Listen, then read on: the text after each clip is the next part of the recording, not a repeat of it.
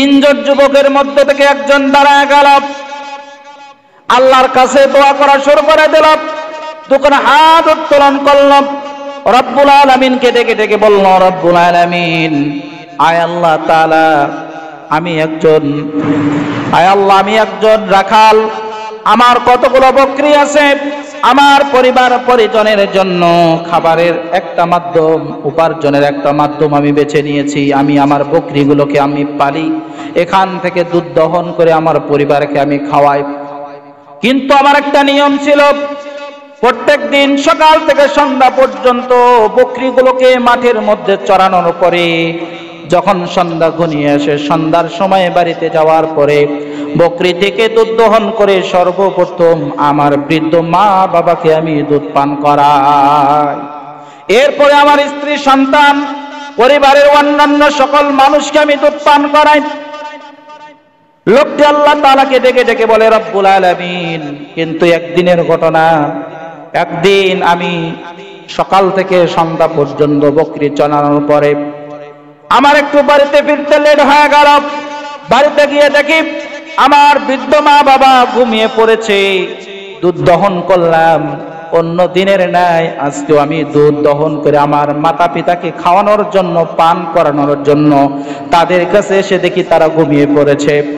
কিন্তু আমার অভ্যাস হলো, আমার মা বাবাকে দুধ পান না করে আমি আমার সন্তানদেরকে খাওয়াই না, আমার সন্তানদেরকে আমি পান করাই না।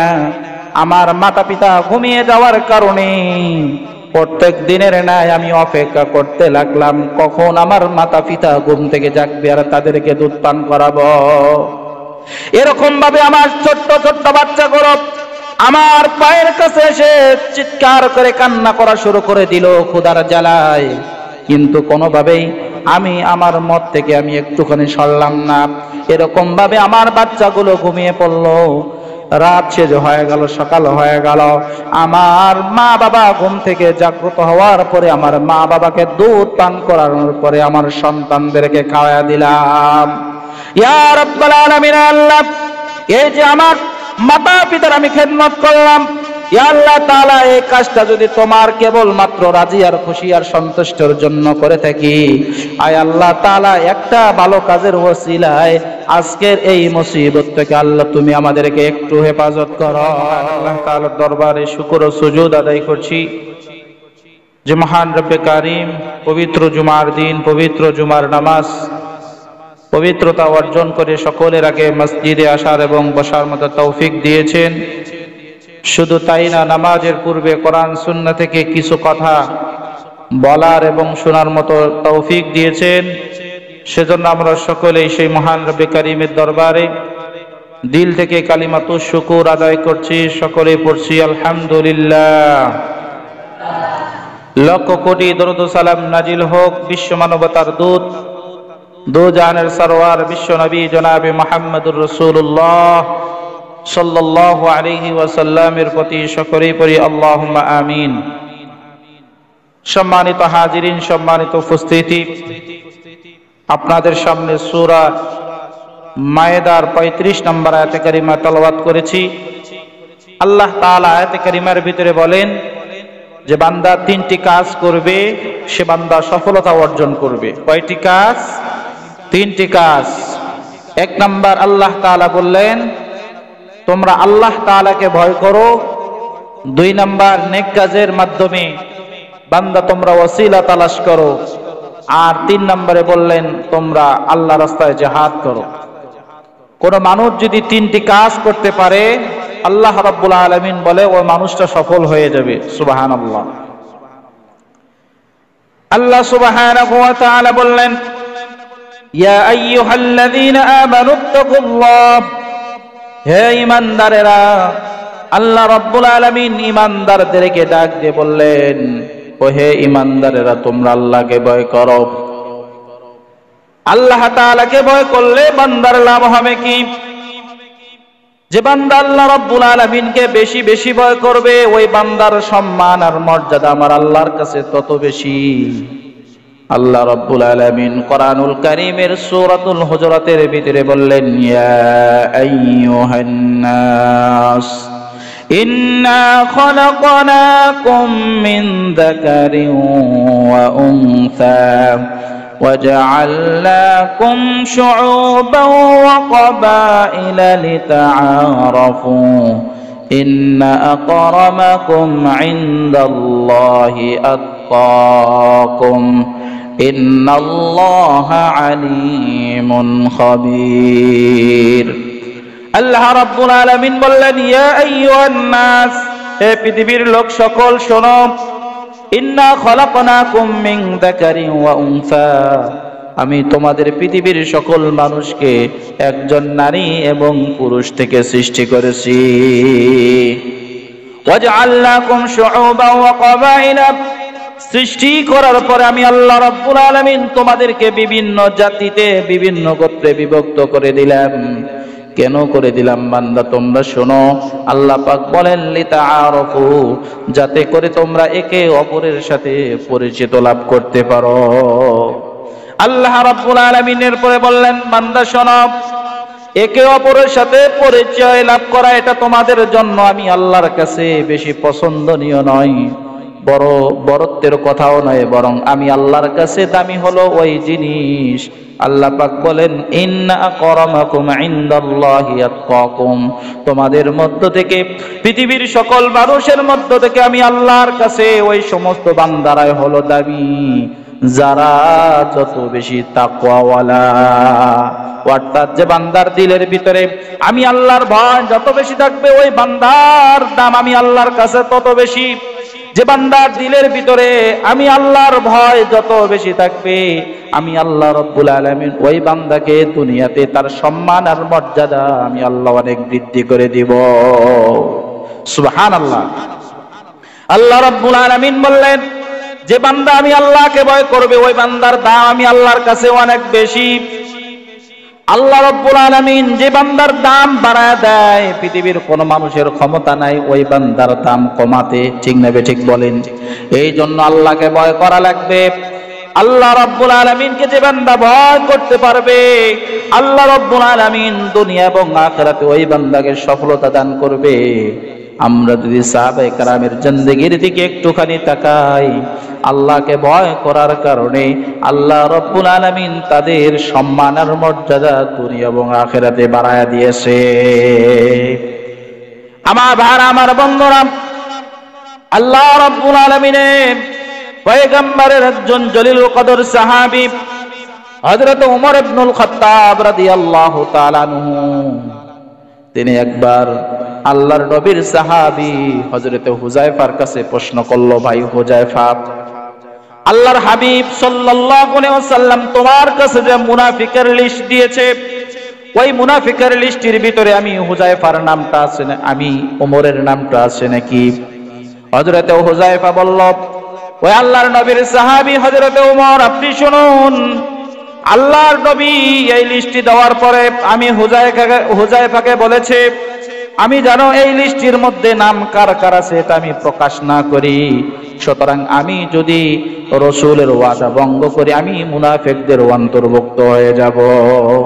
সুতরাং আমি বলতে পারবো না এই লিস্টের ভিতরে আপনার ওমরের নাম আছে নাকি, আমি এটা বলতে পারবো না। আল্লাহর নবীর সাহাবী হযরত ওমর ইবনুল খাত্তাব রাদিয়াল্লাহু তাআলা আনহু বাড়িতে চলে গেল, বড় পেরেশানি। খাবার খেতে যায় পেরেশানি, গোসল করতে যায় পেরেশানি, রাত দুনিয়ার জীবন যাপন করে তারপরও পেরেশানি, এত বেশি পেরেশানি। এক পর্যায়ে তার স্ত্রী জিজ্ঞাসা করলো, স্বামী আপনার কি হয়েছে? কয়েকদিন ধরে আপনাকে বড় পেরেশান দেখা যাচ্ছে। স্বামী হযরত ওমর ইবনুল খাত্তাব রাদিয়াল্লাহু তাআলা আনহু স্ত্রীকে কোনো জবাব না দিয়ে বলল, আমার যে সমস্যা, এই সমস্যার কথা তোমার কাছে বলে কোনো সমাধান পাওয়া যাবে না। এক পর্যায়ে স্ত্রীর কাছে সমস্ত ঘটনা বলে বলল। এভাবে তার জীবন পরিচালনা করতেছিল। কয়েকদিন যাওয়ার পরে হযরত ওমর ইবনুল খাত্তাব রাদিয়াল্লাহু তাআলা আনহু একটা কৌশল অবলম্বন করলেন। হযরত ওমর ইবনুল খাত্তাব রাদিয়াল্লাহু তাআলা আনহু হুযায়ফার বাড়িতে চলে গেল। আল্লাহর নবীর সাহাবী হযরত হুযায়ফাকে ডাক দিয়ে বলল, আমার ভাই শোনো, আমি ওমর যদি দুনিয়ার জমিন থেকে বিদায় নিয়ে চলে যাই, আচ্ছা বলো তো তুমি কি আমি উমরের জানাজায় অংশগ্রহণ করবানি? এমন কথা যখন উচ্চারণ করেছে, আল্লাহর নবীর সাহাবী জলিলুল কদর সাহাবী হযরতে হুযায়ফা রাদিয়াল্লাহু তাআলা আনহু বলেন, ওই আল্লাহর নবীর সাহাবী হযরত ওমর, আপনি দুনিয়ার জমিন থেকে বিদায় নিয়ে চলে যাবেন, আর আপনার মতো সাহাবীর জানাজায় আমি হুযায়ফা অংশগ্রহণ করব না, এটা কোনোদিনও হতে পারে না। হযরতে ওমর মুস্কি হাসি দিয়ে বলল, ভাই হুযায়ফা, আজকে আমি আমার প্রশ্নের উত্তর পেয়েছি। হুযায়ফা বলে, ও ভাই ওমর, তুমি কিভাবে কিসের উত্তর পাইলে? আমি তো কিছুই বুঝতে পারলাম না, তোমাকে তো আমি কোনো প্রশ্নের উত্তর দেই নাই। এবার হযরতে ওমর বলে, কিছুদিন আগে আপনার কাছে আমি একটা প্রশ্ন করেছিলাম, আল্লাহর নবী যেই মুনাফিকের লিস্ট আপনার হাতে দিয়েছে, ওই লিস্টের ভিতরে আমি উমরের নামটা আছে নাকি আমি জিজ্ঞাসা করেছিলাম, কিন্তু আপনি আমাকে বলেন নাই। আজকে সেই প্রশ্নের জবাব আমি হযরতে ওমর পেয়ে গেছি।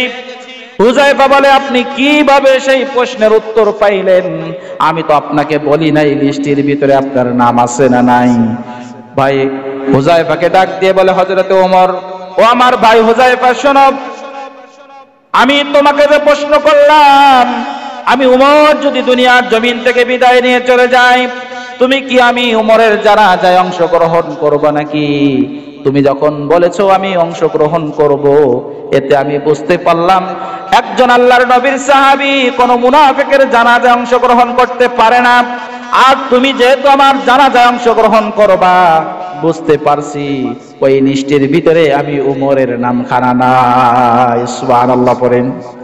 একজন সাহাবী, দুনিয়াতে জান্নাতের সার্টিফিকেট প্রাপ্ত সাহাবী, জলিলুল কদর সাহাবী হওয়ার পরেও দিলের ভিতরে আল্লাহর এত ভয়, আল্লাহর জাহান্নামের এত ভয়।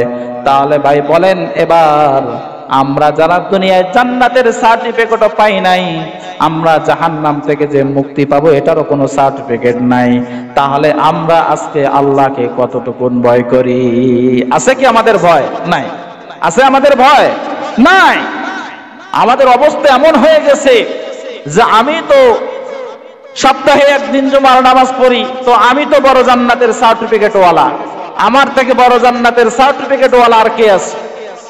আমি তো জুমার দিনে সকলের শেষে হইলো মসজিদে যাই, জুমার নামাজ পড়ি, তো আমার থেকে তো বড় সার্টিফিকেট ওয়ালা আর কেউ নাই। এমন ভাব আমাদের ভিতরে আছে না নাই বলেন? দুনিয়া আমাদেরকে এমন ভাবে পিছন দিক থেকে টেনে ধরেছে, আল্লাহর ভয় আমাদের দিল থেকে বের হয়ে গেছে। হাদিসের ভিতরে আল্লাহর নবী সাল্লাল্লাহু আলাইহি ওয়াসাল্লাম বলেন, যে ব্যক্তি দুনিয়াকে মহব্বত করবে, ওই বান্দার অন্তর থেকে আল্লাহর মহব্বত বের হয়ে যায়। আল্লাহর হাবিব সাল্লাল্লাহু আলাইহি ওয়াসাল্লাম বলেন, যে ব্যক্তি দুনিয়াকে মহব্বত করবে, দুনিয়াকে ভালোবাসবে, মান আহাব্বাদ দুনিয়া ওয়া সুররা বিহা যাহাবা খাউফুল আখিরাতি মিন কলবিহি, যে বান্দা দুনিয়াকে ভালোবাসবে, মহব্বত করবে, ওই বান্দার দিলের ভিতর থেকে আল্লাহর ভয় বের হয়ে যাবে, আল্লাহর মহব্বত তার দিল থেকে দূর হয়ে যাবে। সুতরাং আমার ভাইরা, এ কথা আমি আপনাদেরকে বলতে চাই, আল্লাহকে ভয় করা লাগবে। যে বান্দা আল্লাহকে ভয় করবে, আল্লাহকে ভয় করলে আল্লাহ রাব্বুল আলামিনের কাছে ওই বান্দা দামি আর মর্যাদাবান হয়ে যাবে। আওয়াজ দিয়ে বলেন ঠিক নেবে ঠিক? তাহলে আমরা যদি সফলতা অর্জন করতে চাই, আমাদের কয়টা কাজ করা লাগবে? তিনটা কাজ। কয়টা কাজ? তিনটা কাজ। নাম্বার 1, আল্লাহকে ভয় করা লাগবে। কাকে ভয় করতে হবে? আল্লাহকে ভয় করতে হবে। কোন মানুষ যদি আল্লাহকে ভয় করে, বান্দা চুরি করা ছেড়ে দিবে। কোন বান্দা যদি আল্লাহকে ভয় করে, ওই বান্দা নামাজ আর কাজা করবে না। যে বান্দা আল্লাহকে ভয় করবে, ও বান্দার মিথ্যা কথা বলবে না। যে বান্দা আল্লাহকে ভয় করবে, ও বান্দার সুদ খাবে না। যে বান্দা আল্লাহকে ভয় করবে, ওই বান্দার কোনোদিনও ঘুষ খাবে না। যে বান্দা আল্লাহকে ভয় করবে, ওই বান্দা মালের ভিতরে আর ভেজাল দিবে না। কথা বলেন ঠিক না ঠিক? তাহলে আল্লাহকে ভয় করলে পরকালে জান্নাত পাওয়া যাবে। আল্লাহর সফলতা আমাদের, আল্লাহ তাআলা আমাদেরকে সফলতা দান করবে। ঠিক না ঠিক? একটু আওয়াজ দিয়ে বলেন। এই জন্য 1 নম্বরে আমাদের ভয় করা লাগবে কাকে? আল্লাহকে ভয় করা লাগবে। সংক্ষিপ্ত সময় 2 নম্বরে আল্লাহ রাব্বুল আলামিন বলেন, ও বান্দা শোনো, তুমি যদি আখিরাতের জিন্দেগিতে সফলতা পেতে চাও, আমি আল্লাহকে ভয় করার পরে বান্দা তোমার 2 নাম্বার যে কাজটা করা লাগবে, ও কাজটা হলো, ও বান্দা শোনো, আবতাগু ইলাইহিল ওয়াসিলাতা, ও বান্দা নেক আমলের মাধ্যমে তোমাকে ওয়াসিলা তালাশ করা লাগবে। নেক আমলের মাধ্যমে ওয়াসিলা তালাশ করতে হবে। কি তালাশ করতে হবে? ওয়াসিলা তালাশ করতে হবে। কারণ কিয়ামতের ময়দানে আল্লাহর হাবিব সাল্লাল্লাহু আলাইহি ওয়াসাল্লাম বলেন, কিয়ামতের ময়দানে কোন মানুষ তার আমল দিয়ে জান্নাতে যেতে পারবে না। সাহাবায়ে কেরাম নবীকে প্রশ্ন করলো, ইয়া রাসূলুল্লাহ, ইয়া হাবিবাল্লাহ, আপনিও কি আপনার আমল দিয়ে জান্নাতে যেতে পারবেন না? নবীজি বলল, হ্যাঁ, আমিও আমার আমল দিয়ে জান্নাতে যেতে পারবো না যদি আমার আল্লাহর দয়া না হয়। কত বড় কথা! যেখানে রাসূল করিম সাল্লাল্লাহু আলাইহি ওয়াসাল্লামের জিন্দেগীর সামনের এবং পিছনের সমস্ত গুনাহ খাতা আল্লাহ তাআলা ক্ষমা করে দিয়েছেন, এমন মানুষটাও যদি কিয়ামতের ময়দানে, হাশরের ময়দানে আল্লাহর রহম আর দয়া ছাড়া জান্নাতে যেতে না পারে, আর আপনার আমার ব্যাপারে আল্লাহর সিদ্ধান্ত কি? যার গুনাহ আর গুনাহ, যার গুনার কোনো তুলনা হয় না, যার গুনাহ পাহাড় সমপরিমাণ ছড়িয়ে গেছে, এমন মানুষ আমরা কতটুকু নেক আমল করে থাকি? কথা বলেন, ঠিক না বেঠি? মুহাম্মদুর রাসূলুল্লাহ সাল্লাল্লাহু আলাইহি ওয়াসাল্লাম, যে মানুষটা জিন্দেগিতে তো কোনো গুনাহ করে নাই, কোনো গুনাহ স্পর্শ তাকে করার আল্লাহ তাআলা ক্ষমতা দেয় নাই, এমন মানুষটাও যদি এরকম কথা উচ্চারণ করে যে আল্লাহর দয়া ছাড়া জান্নাতে যাওয়া আমি নবীর পক্ষ সম্ভব নয়। এই জন্য নেক আমল করতে হবে। হাশরের ময়দানে বান্দার নেক আমল ছাড়া কোনো মানুষ জান্নাতে যেতে পারবে না। কারণ কিয়ামতের ময়দান বড় ভয়াবহ হবে। আল্লাহ পাক কিয়ামতের ময়দান সম্পর্কে বলে, ইয়াউমা ইয়াফিরুল মারউ মিন আখিহি ওয়া উম্মিহি ওয়া আবিহি ওয়া সাহিবাতিহি ওয়া বানিহি লিকুল্লি ইমরিইম মিনহুম ইয়াউমাইযিন শাআনুন ইউগনি। আল্লাহ সুবহানাহু ওয়া তাআলা বলে, ইয়াউমা ইয়াফিরুল মারউ মিন আখিহি, সেদিন অর্থাৎ কিয়ামতের দিন মানুষ ভাই থেকে পলায়া যাবে, ওয়া উম্মিহি ওয়া আবিহি, সেদিন মানুষ মাতা পিতা থেকে পলায়া যাবে, ওয়া সাহিবাতিহি ওয়া বানি, সেদিন মানুষ স্ত্রী সন্তান থেকে পলায়া যাবে, সন্তান সন্ততি থেকে সেদিন মানুষ পলায়া যাবে। হাশরের ময়দান এত ভয়াবহ হবে যে একজন মানুষ আরেকজনের দিকে তাকানোর সুযোগটা পর্যন্ত পাবে না। হাশরের ময়দান কেমন হবে? হযরতে আম্মা জানা আয়েশা রাদিয়াল্লাহু তাআলা আনহা থেকে হাদিস বর্ণিত। হযরতে আম্মা জানা আয়েশা রাদিয়াল্লাহু তাআলা আনহা আল্লাহর নবী সাল্লাল্লাহু আলাইহি ওয়াসাল্লামের কাছে জানতে পারলেন, হাশরের ময়দানে হাশরবাসীরা সকলেই উলঙ্গ অবস্থায় থাকবে।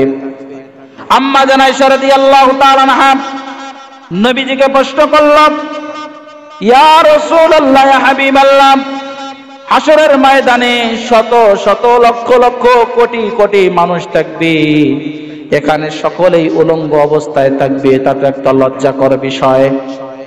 আল্লাহর হাবিব বললেন, ও আয়েশা শোনো, হাশরের ময়দান দুনিয়ার কোন ময়দানের মতো হবে না। হাশরের ময়দানের মধ্যে মানুষ এত বেশি পেরেশানি থাকবে, আসমানের দিকে মানুষ তাকায় থাকবে, একটা মুহূর্তের জন্য মানুষ কারো দিকে তাকানোর সুযোগ পর্যন্ত পাবে না।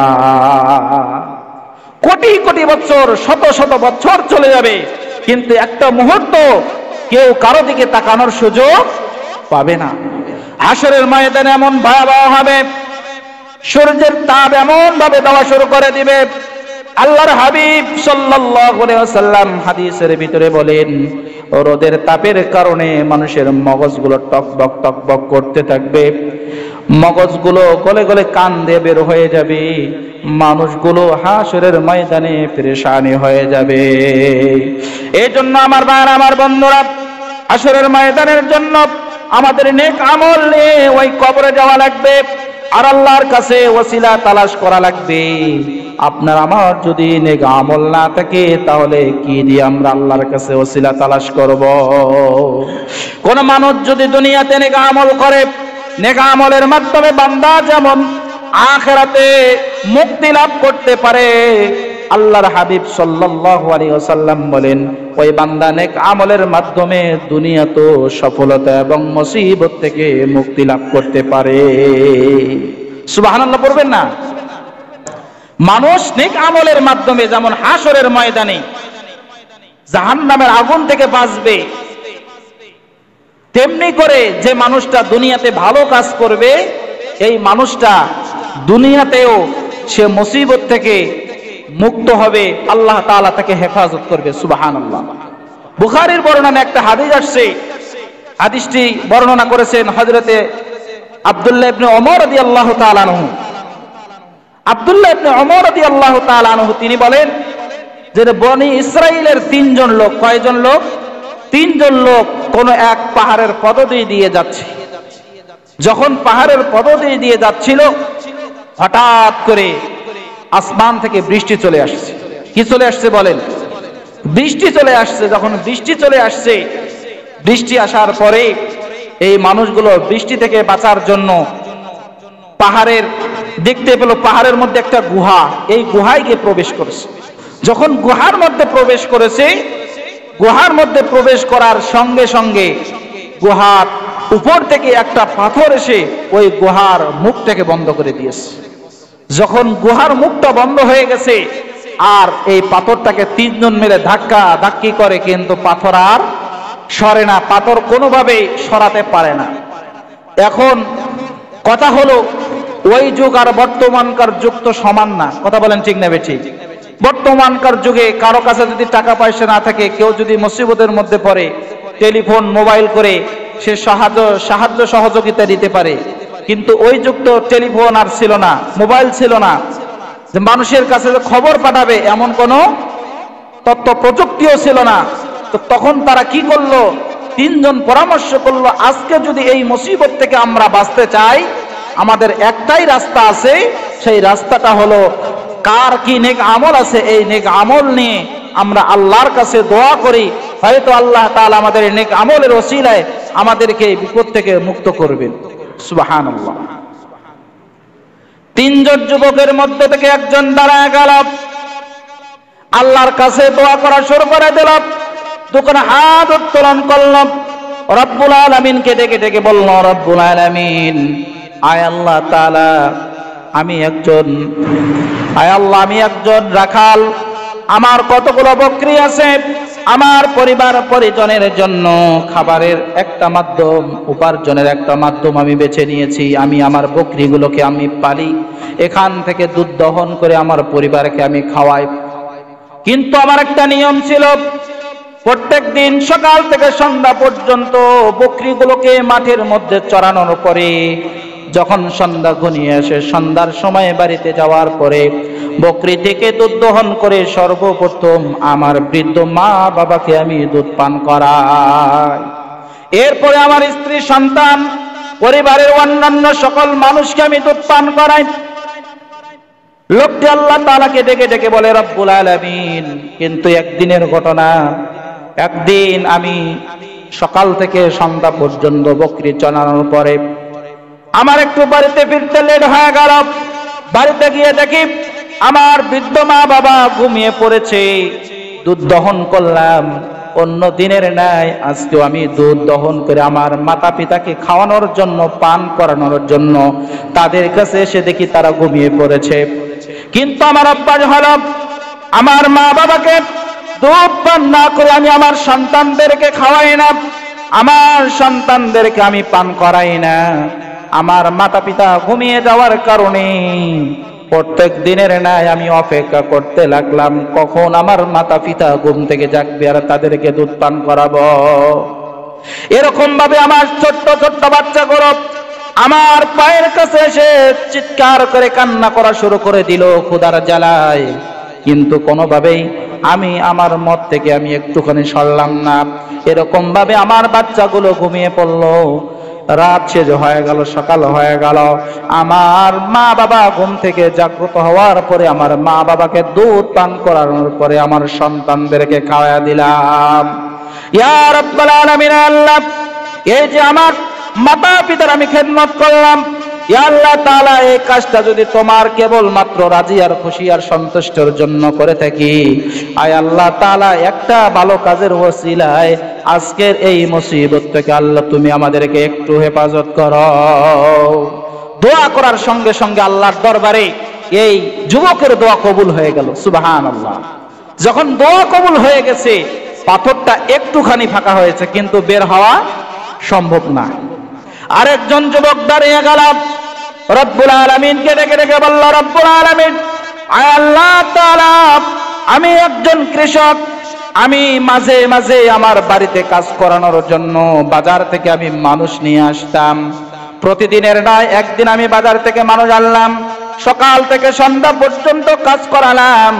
কাজ যখন শেষ হয়ে গেল, আমি আমার বাড়িতে যে মানুষটা কাজ করেছে তাকে তার পারিশ্রমিক দেওয়ার জন্য তার কাছে যখন গেলাম, আমার শ্রমিক তার পারিশ্রম না নিয়ে বাড়িতে চলে গেল। এরপরে আমি তার একদিনের পারিশ্রমটাকে আমি আমার সংসারের কাজের মধ্যে লাগায় দিলাম, ব্যবসার মধ্যে লাগায় দিলাম। এরকম ভাবে করতে করতে করতে করতে তার সম্পদগুলো অনেক বেশি হয়ে গেল। হঠাৎ করে একদিন যুবক আমার বাড়িতে এসে বলতেছে, আপনার বাড়িতে আমি দীর্ঘদিন পূর্বে কাজ করেছিলাম, আপনার কাছে আমি একদিনের পারিশ্রমিক পাই, আপনি আমার পারিশ্রমিক আমাকে বুঝিয়ে দিন। এবার বাড়িওয়ালা বলে, ইয়া রাব্বাল আলামিন, আল্লাহ এই যে যুবক দীর্ঘদিন পরে আমার কাছে আসলো, আসার পরে আমি যুবককে বললাম, এই যে নাও, এই বেড়া বকরি সম্পদগুলো সব তোমার। ওই মানুষটা বলে, তুমি কি আমার সাথে ঠাট্টা করো নাকি? ও মিয়া, তোমার বাড়িতে একদিন কাজ করেছি, একদিনের বিনিময়ে তো এত সম্পদ কোনোদিনও হতে পারে না। আমি ওই মানুষটাকে সমস্ত ঘটনা খুলে বললাম, তার সমস্ত সম্পদ দিয়ে দিলাম। ইয়া রাব্বাল আলামিন, এই যে আমি মানুষের সাহায্য সহযোগিতা করলাম, ভালো কাজ করলাম, আল্লাহ আমার এই ভালো কাজটা যদি তোমার কাছে পছন্দ হয়, আল্লাহ তোমার কাছে যদি কবুল হয়ে যায়, এই ভালো কাজের ওসিলায় আজকে মুসিবত থেকে আল্লাহ তুমি আমাদেরকে হেফাজত করো। এই যুবকের দোয়া আল্লাহ তাআলার দরবারে কবুল হয়ে গেল। কবুল হওয়ার সঙ্গে সঙ্গে পাথরটা আরেকটুখানি চেপে গেল। সুবহানাল্লাহ। যখন চেপে গেছে, এখনো বের হওয়া সম্ভব না। আরেকজন যুবক দাঁড়িয়ে গেল, আল্লাহ তাআলাকে ডেকে ডেকে বলল, রব্বুল আলামিন, আয় আল্লাহ তাআলা, আমার একটা চাচাতো সুন্দরী বোন ছিল, আমি তাকে বারবার প্রস্তাব পেশ করলাম, তোমার সাথে আমি একটা রাত কাটাতে চাই, কুকর্মে লিপ্ত হতে চাই। বলেন নাউজুবিল্লাহ। যুবক যখন বলতেছে, আমি আমার চাচাতো বোনের কাছে বারবার প্রস্তাব পেশ করলাম, কোনোভাবেই রাজি হয় না, কিন্তু এক পর্যায়ে রাজি হয়ে গেল একটা শর্তের মাধ্যমে, যদি তুমি আমার কাছে 100 দিনার এনে দিতে পারো, তাহলেই তোমার এই প্রস্তাবে আমি রাজি। যুবক বলে, আল্লাহ, ইয়া রাব্বাল আলামিন, অনেক কষ্ট করে আমি 100 দিনার জোগাড় করলাম, আমি আমার চাচাতো বোনের কাছে চলে গেলাম আমার মনের বাসনা পুরা করার জন্য। আমি যখন তার 2 রানের উপরে চেপে বসেছি, এমন সময় আমার চাচাতো বোন ডাক দিয়ে বলে, ও যুবক শোনো, আল্লাহকে ভয় করো, আর তুমি অন্যায় ভাবে আমার সতীত্বটাকে নষ্ট করে দিও না। এই মুহূর্তে রব্বুল আলামিন আমার চাচাতো বোনের 2 রান থেকে আমি লাভ পেরে উঠে গিয়েছি। ইয়া রব্বুল আলামিন, আল্লাহ এই যে আমি তোমাকে ভয় করে, আল্লাহ তোমার রাজি আর খুশির জন্য, তোমার সন্তুষ্টির জন্য আল্লাহ আমি একটা ভালো কাজ করলাম, গুনাহ থেকে বিরত হলাম। এই ভালো কাজটা যদি আল্লাহ তোমার কাছে পছন্দ হয়, এই কাজের ওসিলায় আল্লাহ তুমি আজকে আমাদের এই মুসিবত থেকে হেফাজত করো। এই দোয়া করার সঙ্গে সঙ্গে পাথরটা মুখ থেকে পুরাটাই সরে গেল। সুবহানাল্লাহ। যখন সরে গিয়েছে, 3 জন যুবক ওই গুহার মধ্য থেকে বের হয়ে আসছে। এই হাদিস দ্বারা আমরা বুঝতে পারি, বান্দা যখন নেক আমল করবে, ভালো আমল করবে, এই আমলগুলো দিয়ে বান্দা যেমন পরকালে আখিরাতে বান্দার জন্য নাজাতের ওসিলা হয়ে যাবে, বান্দার জান্নাতে যাওয়ার জন্য বান্দার পাথর হয়ে যাবে, এরকম ভাবে যদি কোনো মানুষ দুনিয়াও তার নেক আমল দ্বারা আল্লাহর কাছে তার মুসিবত থেকে হেফাজতের জন্য দোয়া করে, আল্লাহ তাআলা কবুল করবে। কথা বলেন ঠিক না ঠিক? তাহলে কোন মানুষ যদি সফলতা চায় তাহলে তাকে কয়টা কাজ করা লাগবে বলেন? 3টা কাজ। কয়টা কাজ? 3টা। নাম্বার 1, আল্লাহকে ভয় করা লাগবে। 1 নম্বরে কি? আল্লাহকে ভয় করতে হবে। 2 নাম্বার, নেক আমলের মাধ্যমে ওসিলা তালাশ করা লাগবে। 3 নম্বরে আল্লাহ রাব্বুল আলামিন বলেন ওয়াজাহিদু ফি সাবিলিহি, আল্লাহ রাস্তায় জিহাদ করতে হবে। কার রাস্তায়? জিহাদ শব্দটা এটা ব্যাপক অর্থে ব্যবহৃত হয়েছে। শুধু আল্লাহ রাস্তায় জিহাদ, এটার দ্বারা উদ্দেশ্য এটা নয় যে কাফেরদের সাথে যুদ্ধ করা, বরং এটা নয়, বরং এর অর্থ ব্যাপক আকারে হয়েছে। এটা হতে পারে কোন একজন মানুষ গুনাহের দিকে ধাবিত হচ্ছে, তার নফস তাকে গুনাহের দিকে নিয়ে যাচ্ছে, সে তার নফসের সাথে জিহাদ করে গুনাহ থেকে বাঁচলো, এটাও একটা জিহাদ। এটাও কি একটা জিহাদ? তার মনে চাচ্ছে যে তুমি মানুষের ক্ষতি করো, কিন্তু তার নফসের সাথে সে জিহাদ করে মানুষের ক্ষতি না করে সে মানুষের উপকার করলো, এটাও তার একটা জিহাদ। এটাও কি একটা জিহাদ? সুতরাং কোন মানুষ যদি এই 3টা কাজ করতে পারে, আল্লাহকে ভয় করতে পারে, নেক আমলের মাধ্যমে আল্লাহর কাছে সে ওসিলা তালাশ করে আর আল্লাহর রাস্তায় জিহাদ করে, এই 3টি কাজ যদি কোনো মানুষ করতে পারে, আল্লাহ রাব্বুল আলামিন বলেন লাআল্লাকুম তুফলিহুন, এই মানুষটা সফল হয়ে যাবে। সুবহানাল্লাহ। সুতরাং আমরা পরকালের আমরা কল্যাণ চাই কি চাই না বলেন? অবশ্যই চাই। 2 নম্বরে এখানে একটা হাদিস আল্লাহ রাসূল সাল্লাল্লাহু আলাইহি ওয়াসাল্লাম বলেছেন ওসিলার ব্যাপারে, যে কোন মানুষ যদি আযানের পরে, আযানের জবাব দেওয়ার পরে কোন মানুষ যদি দরুদ শরীফ পড়ে, কি পড়ে? দুরূদ শরীফ পড়ে, এবং দরুদ শরীফের পরে আযানের পরে যে একটা দোয়া আছে, আল্লাহুম্মা রাব্বা হাযিহিদ দাওয়াতিত তাম্মা ওয়াস সালাতিল কায়িমা আতি মুহাম্মাদানিল ওয়াসিলাতা ওয়াল ফাযিলা ওয়াবআথহু মাকামান মাহমুদানিল্লাযী ওয়া'আদা ইন্নাকা লা তুখলিফুল মিআদ, এই যে একটা দোয়া আছে, এই দোয়াটাকেও যদি পাঠ করে আল্লাহ রাসূল সাল্লাল্লাহু আলাইহি ওয়াসাল্লাম বলে ওই মানুষটার জন্য আমি রাসূলের শাফায়াত হালাল হয়ে যায়। সুবহানাল্লাহ পড়ে। তাহলে আমরা সকলে এই আমলটা করার চেষ্টা করব তো ইনশাআল্লাহ। আল্লাহ তাআলা আমাদের সকলকে আমল করার তৌফিক দান করুন। সকলে বলে আমিন।